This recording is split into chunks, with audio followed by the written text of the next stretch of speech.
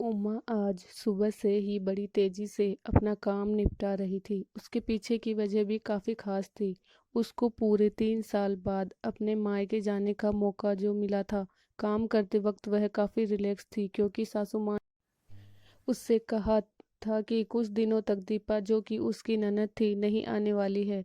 उसकी यह एक ननद 100 के बराबर थी। उमा शादी करके जब घर आई थी तब दीपा को अपनी बहन की तरह प्यार करती थी क्योंकि उसे खुद की कोई बहन नहीं थी। लेकिन कुछ ही हफ्तों में ही उसे ये पता चल गया कि उसकी ननद किसी जेलर से कम नहीं है। दीपा का ब्याह हो चुका था लेकिन अपने ससुराल वालों की किसी भी प्रकार की चिंता नहीं थी। उसे जब जी करता था वह अपने मायके चली आती और मायके वालों पर अपना हुक्म चलाती, खासकर अपनी भाभी पर। वही डिसाइड करती थी कि वहां पर क्या खाना पकेगा, कोई घूमने जाएगा कि नहीं, या जाएगा तो कहाँ जाएगा। दीपा ही थी जो हर बार उमा को किसी न किसी बहाने से अपने मायके जाने से रोक लेती थी।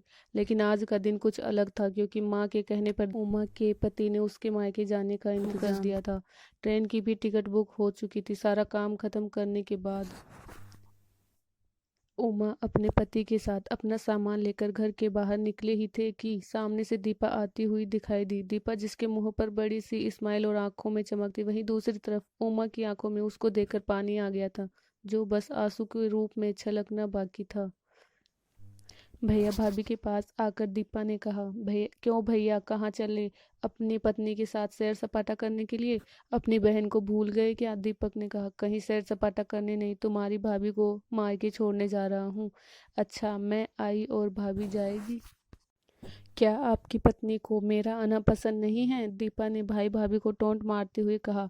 मन में उदासी और आंखों में नमी लिए उमा पलटकर घर के अंदर जाने लगी क्योंकि उसने मान लिया था कि इस बार भी दीपा की वजह से उसके मायके जाना कैंसिल हो जाएगा। लेकिन तभी सामने से उसकी सास आई और बोली, तुम दोनों अभी तक रेलवे स्टेशन नहीं गए क्या? गाड़ी के पीछे दौड़ते हुए जाओगे? दीपा बीच में टपकते हुए बोली, यह क्या कह रही हो माँ? मैं आई हूँ और आप भाभी को मायके भेज रही हो? क्या अब आपको मैं इतने खटकने लगी हूँ? माँ ने दीपा को डांटते हुए कहा, तेरा क्या है बेटा, तेरे लिए ये मायका थोड़ी ही है। यह तो तेरे लिए एक प्रवास स्थल है जहाँ तू जब जी चाहे, जब अपने ससुराल में बोरियत महसूस करे आ जाती है। लेकिन ये वह बेचारी तो ऐसा नहीं करती, बल्कि वह तो जब जाना चाहिए तब भी अपने मायके नहीं जाती। इसलिए उसका अभी मायके जाना बहुत जरूरी है। मैं तेरे या मेरे या किसी और की वजह से उसका इस बार मायके जाना बिल्कुल रद्द नहीं होने दूंगी। पहले यह बता, तू तो कुछ दिनों के लिए नहीं आने वाली थी ना, फिर कैसे आ गई? मैंने तो ऐसे ही कह दिया था। मैं देखना चाहती थी कि मेरे ना आने से भैया खुश होता है कि मुझे बुलाता है।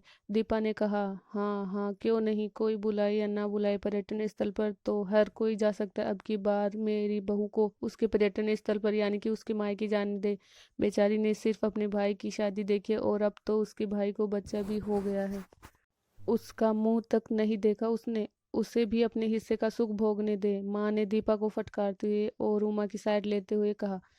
अपनी सास के मुंह से अपने लिए ऐसे शब्द सुनकर उमा की आंखें छलक गई। उसने अपनी सास को गले से लगा लिया। सास ने कहा, बहुत हो गया प्यार, जल्दी जाओ वरना ट्रेन छूट जाएगी। अपनी माँ का बदला हुआ रूप देखकर दीपा बहुत हैरान थी। उसे यकीन नहीं हो रहा था कि यह वही माँ है जो उसका हर कहा मानती थी और हमेशा उसका पक्ष लेती थी, चाहे बहू सही हो या गलत। वही माँ अपने मन में अपनी उस दोस्त को धन्यवाद दे रही थी जो कुछ दिनों पहले उसके घर आई थी और कुछ दिन रही थी और जाते जाते उसकी आंखें खोल गई थी। सहेली ने उन्हें बताया था कि वह अपनी बेटी का मोह छोड़ दे वरना अपने बहू और बेटे के मन में अपनी इज्जत खो देगी। बिना सोचे समझे, बिना अच्छे बुरे का विचार किए हर फैसला सिर्फ अपनी बेटी के हिसाब से लेना सही नहीं है।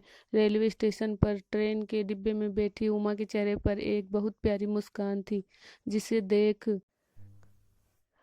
कर दीपक को महसूस हुआ कि यह वह प्यारी मुस्कान है जिसे उसने 3 सालों से देखी नहीं थी। सच तो है, मायका महिलाओं के लिए पर्यटन स्थल ही तो होता है जहां वह अपने ससुराल की सारी चिंताएं टेंशन भूल कर कुछ कुछ दिन आराम से रह सकती है। दोस्तों, अगर आपको यह कहानी अच्छी लगी हो तो कमेंट करके ज़रूर बताएं। चैनल को सब्सक्राइब करें और लाइक करें, शेयर करें। Thank you.